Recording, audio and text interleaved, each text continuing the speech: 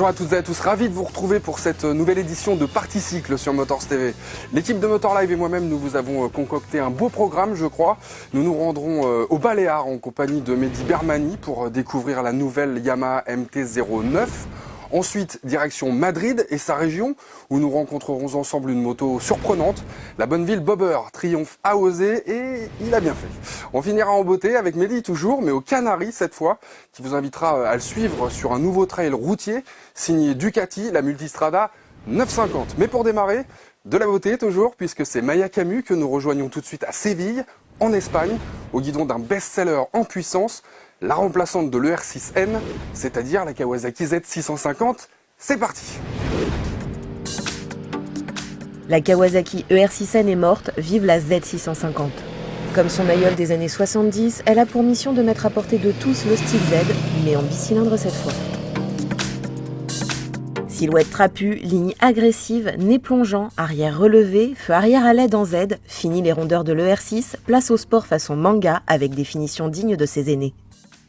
L'instrumentation évolue avec un indicateur de rapport engagé bienvenu et un shift light réglable et déconnectable, en plus de toutes les infos utiles comme la consommation moyenne et instantanée. Côté pratique, les deux leviers sont réglables et on peut mettre un antivol U sous la selle. Ce qui est étonnant sur cette nouvelle Z650, c'est vraiment sa facilité de prise en main. Alors, autant le R6 était déjà facile, mais alors là, c'est comme dans du beurre.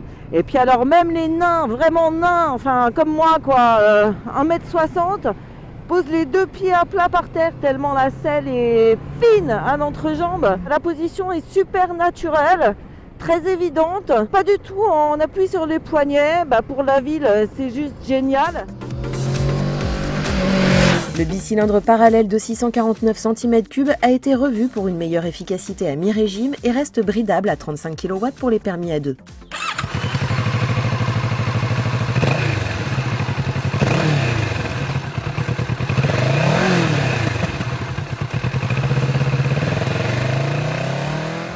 La puissance maxi a été très légèrement réduite, conséquence du passage à Euro 4 aussi, à 68 chevaux à 8000 tours minute au lieu de 72 chevaux à 8500 tours minute. Mais le couple maxi est plus élevé à un régime inférieur, à 65,6 Nm à 6500 tours minute au lieu de 64 Nm à 7000 tours minute grâce au travail sur l'admission et l'échappement.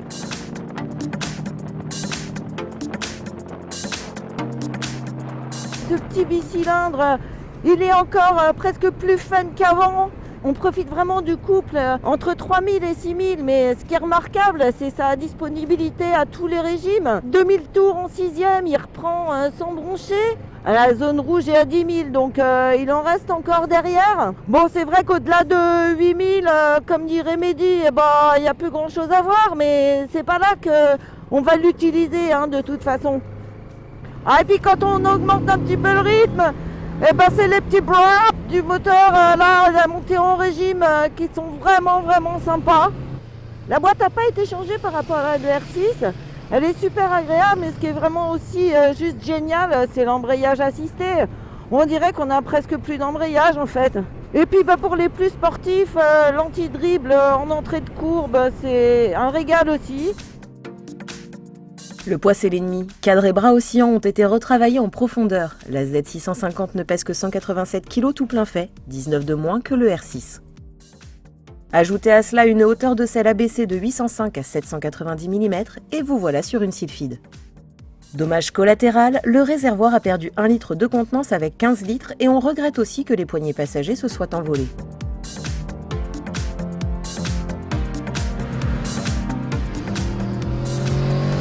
Le confort est vraiment pas mal. C'est vrai que la selle n'est pas forcément hyper épaisse, surtout dans sa partie avant. On a un petit peu en plus tendance à tomber sur le réservoir, qui est hyper fin d'ailleurs. On peut bien serrer les jambes, le réservoir gêne pas du tout non plus. Les petites écopes à l'avant protègent quand même pas mal. Bon, c'est vrai que le saut de vent après 130, il sert pas à grand chose, donc il faudra peut-être lui ajouter un petit accessoire à ce niveau-là.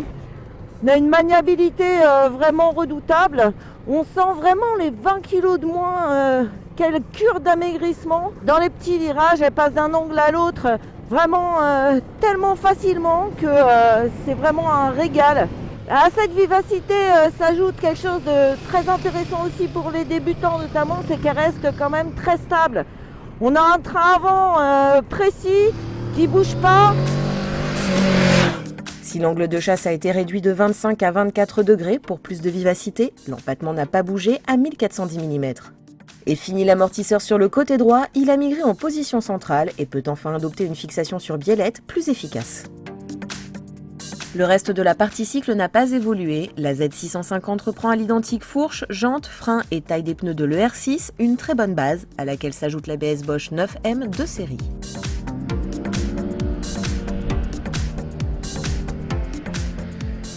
Quant au freinage, on adore.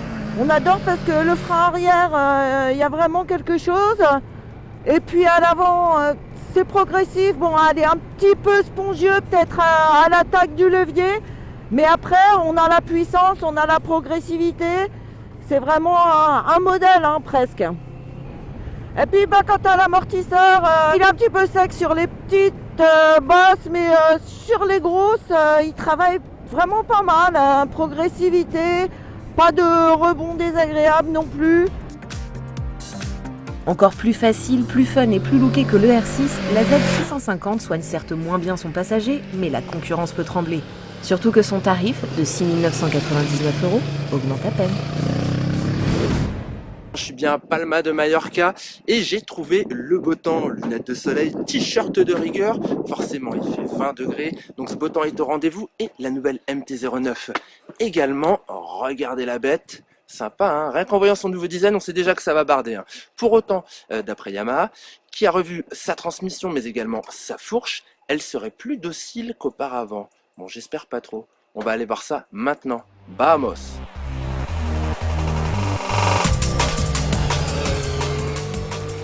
Depuis son lancement en 2013, la Yamaha MT-09 s'est en effet taillée une solide réputation de roadster musclé. Légère, agile, elle est devenue incontournable grâce à son fameux moteur CP3, véritable usine à sensations. Voilà un bloc qui la singularise des autres roadsters, comme sa position de conduite d'ailleurs. Alors pour qui découvrirait la MT-09 aujourd'hui, la position de conduite est un petit peu déroutante. Je m'explique, avec ce guidon droit, haut et ramené vers le pilote, on a plutôt la sensation de rouler un super motard. Mais les jambes sont assez hautes et repliées, façon roadster sportif. Du coup on a une espèce de position hybride, mais qui n'est pas désagréable pour justement bien maîtriser la direction de cette MT-09. La selle est un petit peu haute, elle augmente encore de quelques millimètres cette année, mais l'enfourchée ne pose guère de difficulté. En revanche, ce qui est désagréable, c'est qu'elle plonge vers l'avant et qu'elle vous oblige à embrasser le réservoir. Il y en a qui aiment, d'autres pas. Moi j'aime bien. Et alors ce qui est sympa, c'est qu'ils ont reculé le compteur. Du coup, on le voit mieux. Cela étant, il reste toujours aussi petit. Et il fourmille d'informations, du coup la lisibilité n'est pas toujours terrible. Ce pavé numérique est mieux intégré à la nouvelle face avant de la MT-09, dont le regard est aujourd'hui souligné par des optiques full LED façon MT-10. De profil, ce bloc s'intègre joliment au réservoir, rendu plus massif grâce au conduit d'admission d'air redessiné. Derrière, la ligne s'allège avec une boucle amputée de 3 cm. Pour autant, la selle passager augmente de 1,3 cm. La signature en M du feu à LED est nouvelle, comme le support de plaque fixé à l'extrémité du bras oscillant. Le silencieux présente également un nouveau design, plus dynamique.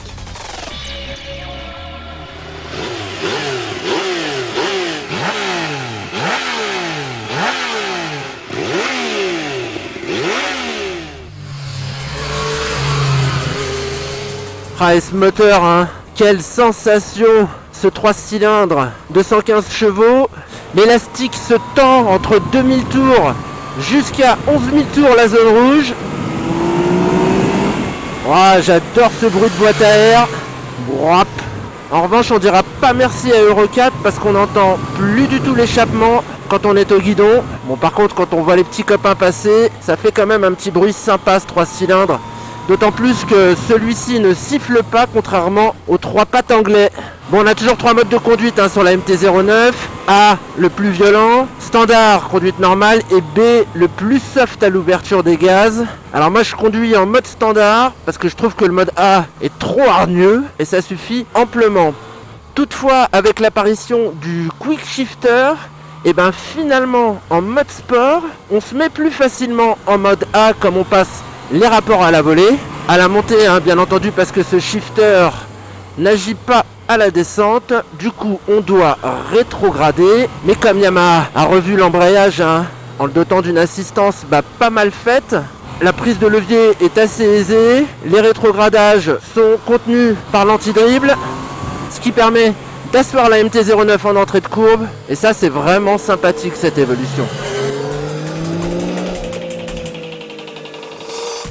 ABS de série et anti-patinage réglable, les assistances veillent, et elles ne sont pas de trop tant la MT-09 reste un roadster très dynamique. Belle évolution sur cette MT-09 2017, c'est sa fourche qui maintenant possède un réglage en compression. Avant on avait juste la détente à droite, maintenant on a la compression à gauche, ce qui permet d'avoir une fourche plus progressive qui plonge moins facilement qu'auparavant, donc plus de stabilité, ça c'est vraiment bien. Et maintenant avant et arrière jouent un accord parfait, ça c'est une belle évolution, c'est assez satisfaisant. Et ça l'est d'autant plus que le freinage reste toujours très musclé, il est mordant, l'attaque est franche. Du coup sur les freinages appuyés, on a une meilleure assiette qu'auparavant, ça c'est bien. Et puis pour le reste, la partie cycle est toujours aussi rigoureuse, bâtie autour justement d'un cadre en aluminium assez étroit, ce qui donne la sensation justement que les genoux peuvent se coller. Ça c'est très bien pour guider la MT-09 avec les jambes. Et puis cette MT-09 elle est d'une précision remarquable. Paris gagné pour Yamaha qui redonne bel et bien des arguments à sa MT-09. Malgré Euro 4, le Roadster est toujours aussi fun à piloter grâce à son moteur à sensation, son nouveau shifter et sa partie cycle affûtée optimisée cette année. Et quelle gueule! À 8 999 €, la MT-09 augmente de 500 € mais son prix demeure hyper attractif. De bon augure pour concurrencer la nouvelle Kawasaki Z900 qui débarquera un peu plus tard dans la saison. Bon voilà, j'avais prévu le super petit casque avec la visière fumée qui va bien. Malheureusement, Madrid, l'Espagne, tout ça, c'est pourri. Tant pourri. C'est pas grave, on va quand même l'essayer. Regardez ce beau bobber, il est magnifique. Hein? Ah, il est beau. Bon voilà. Ouais, j'avais prévu. Il est malin quand même, comme un singe.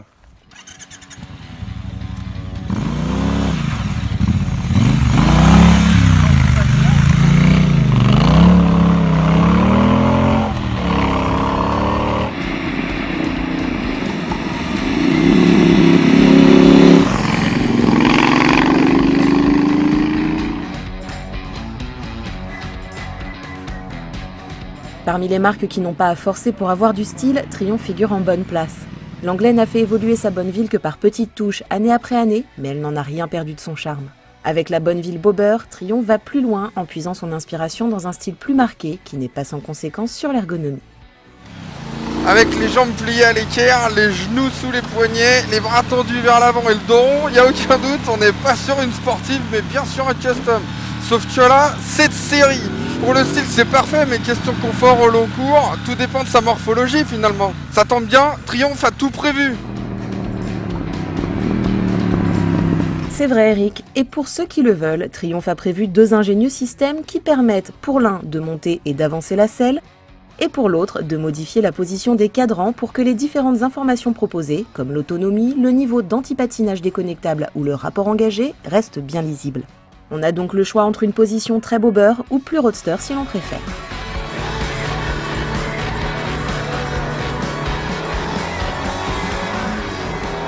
Ce qu'il faut dire surtout, c'est qu'on ressent une émotion assez particulière une fois au guidon. Elle sort de l'ordinaire cette moto, et puis c'est soigné. Les pièces sont belles, ça respire la qualité, il y a plein de petits détails hyper valorisants. Il suffit de jeter un œil à cette selle. On n'en voit pas souvent des selles qui semblent être en lévitation au-dessus de la roue arrière. C'est ce qui attire le regard en premier, la selle de cette Triumph. Mais ce n'est pas le seul élément qui confère à cette Bonneville son style affiché de bobber. Son bras oscillant triangulé, le fait que son mono-amortisseur soit bien caché, les tubulures d'échappement droite qui dissimulent le pot catalytique, les silencieux coniques en inox, le guidon large et plat, sa roue avant de 19 pouces, le moyeu arrière type frein à tambour et plus généralement, sa ligne épurée concourt à lui donner un look de bécane de préparateur.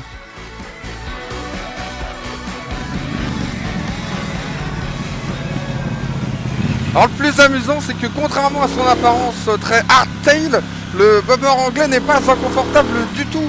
Bien que la selle soit un petit peu dure, sa forme qui est plutôt enveloppante, et puis sa largeur font merveille, et puis l'amortissement est efficace. En revanche, j'aurais préféré un petit peu plus de puissance en termes de freinage. À l'avant, je trouve ça quand même un petit peu léger lorsqu'on hausse le rythme. En effet, le Bobber Triumph ne dispose que d'un simple disque de 310 mm, étrier flottant 2 pistons à l'avant, et d'un simple disque de 255 mm, étrier flottant 1 piston à l'arrière. Bien que signé Nissin, cela peut sembler léger pour une moto de 228 kg à sec. Mais je te rappelle Eric qu'un custom équipé d'un twin parallèle à refroidissement liquide, calé à 270 degrés de 1200 cm3, qui développe 77 chevaux et 106 Nm, sur le papier, ça n'a rien de sportif. Sauf qu'elle tourne étonnamment bien, cette moto. L'avant plonge pas de façon très prononcée au freinage. Et puis avec son guidon large et son centre de gravité très très bas, la route 19 n'est pas vraiment un problème. D'autant que la roue arrière n'est pas hyper large non plus. Du coup, même dans les petits virages, on se fait très très vite plaisir. Ça frotte dans tous les sens. On profite très très vite du couple qui est bien présent d'ailleurs à mi-régime. Entre 3 et 5 000 tours, on va dire, et surtout de la sonorité qui est complètement envoûtante de ce bloc, et sans réserve en plus, parce que les assistances veillent au grain, du coup on risque absolument rien.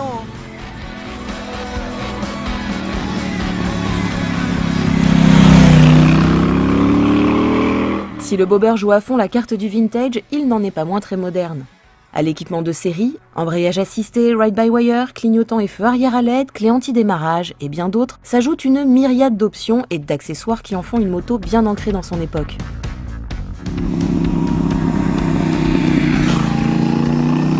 Quant à son prix, 12 700 €, il ne dénote pas face à une 48 de Harley-Davidson qui s'échange à 12 290 € ou même à une Indian Scout à 13 650 €. Deux motos plus lourdes sur la balance, mais aussi en termes de design.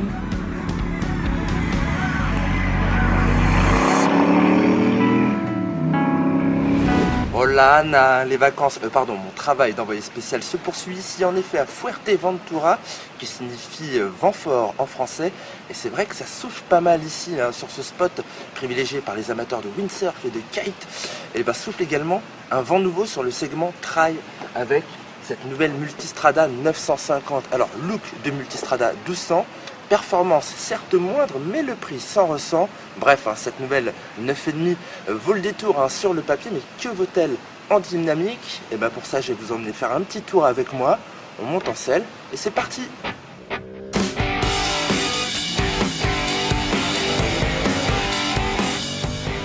Nouvelle entrée de gamme de la famille Touring Adventure, la Multistrada 950 n'est pas un trail au rabais. Lignée lancée, proue dynamique, identique à celle de la 1200, cette 950 est une moto valorisante au standard de la marque premium italienne. Avec ses 840 mm de hauteur de selle, s'installer derrière son guidon se mérite, mais une fois à bord, le trail est accueillant.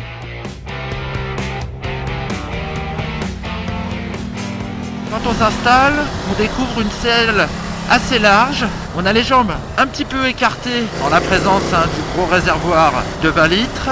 Le guidon est pas trop large, il est pas complètement droit, il est un petit peu cintré vers le pilote, c'est bien. Et puis on profite vraiment d'une bonne protection latérale, parce que finalement la largeur de la proue protège assez bien les parties basses du corps, les jambes, les pieds. Et puis pour le haut, on dispose d'une bulle assez large, elle est bien faite, elle est réglable manuellement sur 5 positions. Hop, on l'attrape, on monte, on descend, c'est un bon accessoire. Pour son confort, le pilote dispose également de protège-mains de série, des accessoires qui intègrent les clignotants, comme sur la grosse 1200. Côté moteur, la Multistrada 950 affiche des performances moins étourdissantes que celles de la 1200. On passe en effet de 160 chevaux à 113 chevaux sur le nouveau bicylindre Testastretta 11 degrés de 937 cm3, un bloc Euro 4 d'abord apparu sur l'hypermotard 939.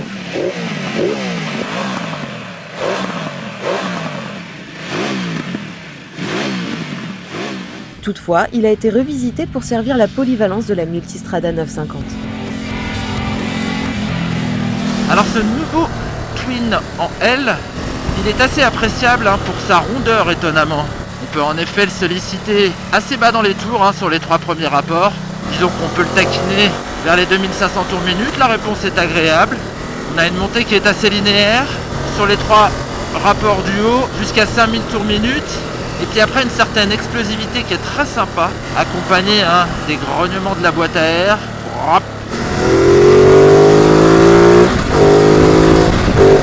J'aime bien les broies. La puissance est suffisante pour une utilisation touring. Dommage que la boîte soit un petit peu dure. Il faut vraiment décomposer le passage des rapports. Heureusement, le feeling au levier est des meilleurs. Il y a beaucoup de progressivité. Et puis on a toujours cette sensation d'être relié à la roue arrière parce que le ride-by-wire est vraiment très bien fait sur cette Multistrada 9,5.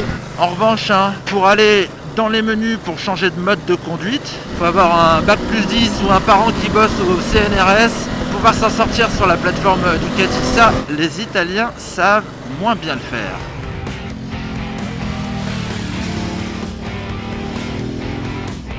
La nouvelle 950 emprunte le pot d'échappement de la Multistrada 1200 Enduro, un accessoire compact qui permet de préserver le volume de chargement de la valise latérale de droite, accessoire proposé avec le pack Touring de notre modèle d'essai.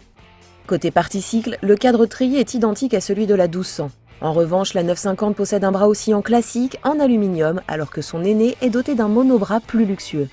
Les suspensions reposent sur une fourche inversée Kayaba au tube de 48 mm, épaulée par un amortisseur Sachs. Ces éléments sont entièrement réglables, l'amortisseur possédant même une molette très accessible pour ajuster la précharge. Et côté partie cycle, on sent d'emblée un choix vers la souplesse, alors que d'ordinaire on a quand même des Ducati qui sont assez rigides, sans passer sur les modèles S, ou du moins sur la Multistrada 1200. On a un début de course qui est assez souple avant d'attaquer dans le dur des suspensions. Là c'est souple tout le temps, ça plonge pas mal. L'arrière retient pas vraiment, ce qui est top pour le confort. On a un package plutôt complet avec des suspensions réglables de toutes parts, ce qui fait qu'on peut vraiment optimiser ou la souplesse pour le confort ou plus de fermeté pour obtenir plus de rigueur, et une moto qui bouge moins sur les freinages ou sur les accélérations. 3 coups de clic et c'est bon. En revanche, les changements d'assiette et les transferts de masse conséquents sont pas des plus agréables sur la Multistrada 950. Et en dynamique, elle est assez particulière. Elle est pas désagréable, c'est pas ce que j'ai dit. En fait, là aussi, tout est très progressif. L'avant n'est pas caractérisé par son agilité. Il est bien pesé, mais il offre des changements de cap d'une fluidité remarquable. Et puis, quand on est sur l'angle, ça tient bien, il ne faut juste pas attraper les freins parce que là la machine se redresse instantanément. Mais là je me balade tout seul et je pense qu'à deux ça doit vraiment être parfait pour que tout le monde ait un confort convaincant, pilote et passager. Les pneus sont assez fins, permettent à cette 9,5 de conserver une certaine agilité malgré sa roue avant de 19 pouces. Moins sportif que la Multistrada 1200, la 950 est toutefois plus accessible et présente une polyvalence remarquable. Au sein de sa gamme Trail, avec ce nouveau couteau suisse, Ducati place donc le curseur sur le mode Touring en proposant également un prix plutôt attractif de 13 890 €. Un placement judicieux pour offrir une alternative à l'Africa Twin par exemple. Ah, c'est déjà fini et vous m'envoyez navré. Mais bonne nouvelle, on sera de retour le mois prochain. En attendant, pour plus d'infos, motoservice.com et pour plus de vidéos, plus d'essais, motorlive.tv bien sûr. Bye. Bonne année au fait.